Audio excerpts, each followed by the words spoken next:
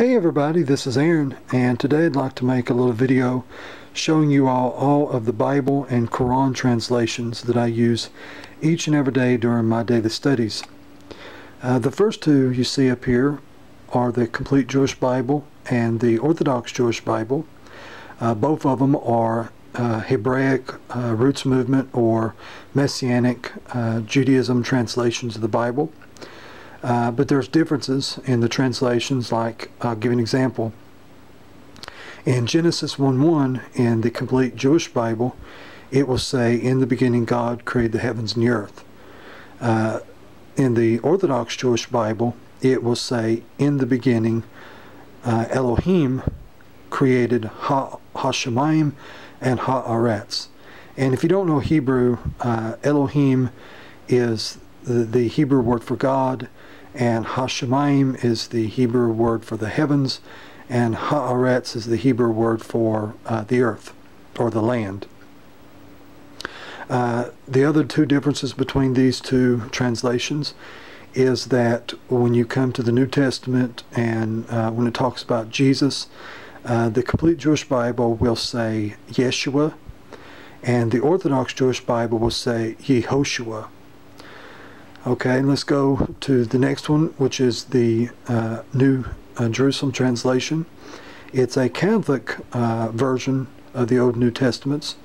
The difference between this translation and all the other translations is that instead of saying Jehovah for the name of God, it says Yahweh, which most Bible scholars will tell you that that's probably the most accurate way to say the holy name of God. It also includes, this translation also includes the apocryphal books like the book of 1st and 2nd Maccabees, Judith, and so on. The next translation is a New King James translation, blue Bible sword on the front, but it's different from all the other translations that I have, because in this translation, every single word that comes out of God's mouth, like where God says, you know, let there be light in Genesis, it's written in red. And I've never seen another translation like that. I'll try to show you an example real quick. This is in Exodus chapter 40, and you can see the words that God speaks is in red. Okay, the next translation that I have is the 1611 King James Bible.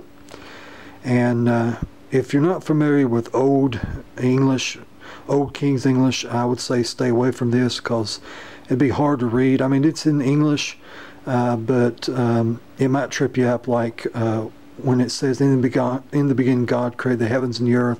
The earth is, it looks like it's pronounced earthy instead of earth.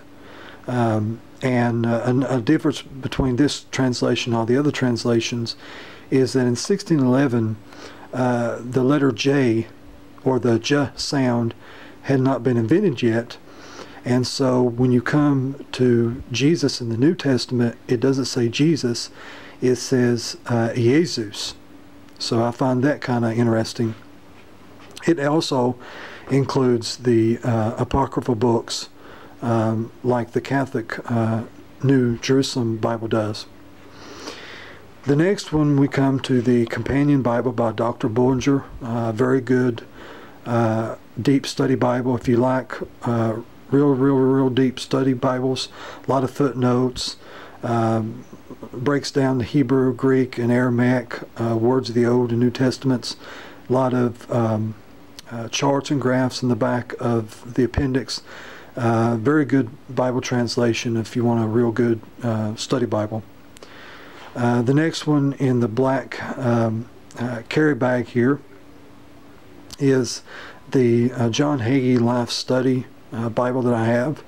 I have it because John Hagee is one of the only TV evangelists / preachers that I like to watch and that I respect a lot. The next Bible we have with a little symbol here on it is the Septuagint, which is the Greek translation of the Old Testament. It's got the Greek on one side and English on the other. And I'll try to show you a little example real quick.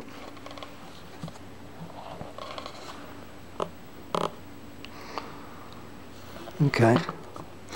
Next we have the Dead Sea Scrolls Bible.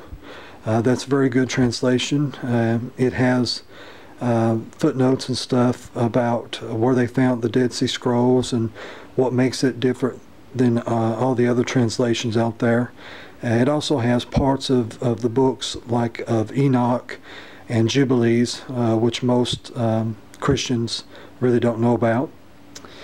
And then we come to the Jewish Publication Society, Hebrew English Tanakh. It's got this is the Hebrew Old Testament, the Hebrew Scriptures. It's got the Hebrew on one side and English on the other, and I'll show you real quick.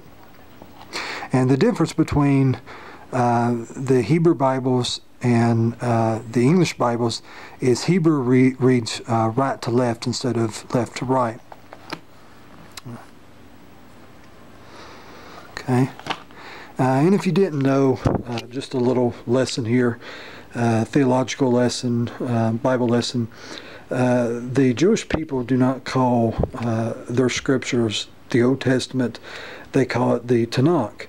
And it's the word Tanakh is an acronym. The T in the word Tanakh stands for Torah, which is the law of Moses, which is the first 5 books of the Bible, like Genesis and Exodus.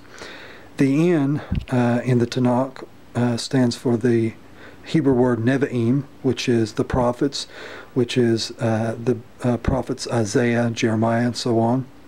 The K in the word Tanakh stands for Ketuvim in Hebrew, which means the writings, such as Ecclesiastes, Daniel, Job.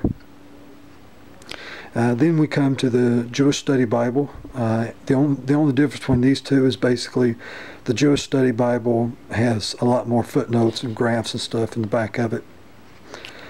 And the next one we have the Art Scroll Tanakh. This is, I would say this is more orthodox than those two. Instead, like when it comes to the name of God, it doesn't say Jehovah or Adonai or Yahweh. It says Hashem, which is Hebrew for the name.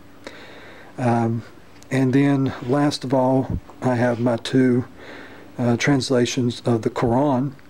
The first one is The Meaning of the Holy Qur'an by Abdullah Yusuf Ali. I like this translation. I recommend this translation to anybody that's wanting to study the Qur'an.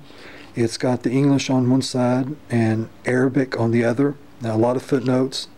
And I'll show you real quick what this looks like.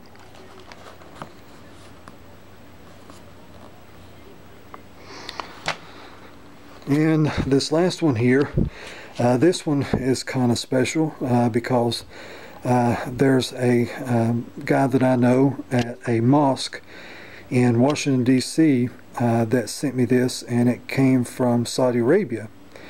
And this Quran is in only Arabic, and I'll show you what it looks like.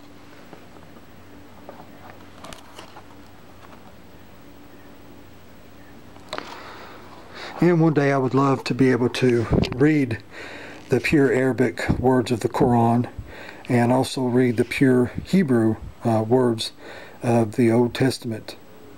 And so with that being said, thank you for watching this video. Hope you learned something. And if you have any questions, please give me an email back or put your comments at the end of the video. Thanks.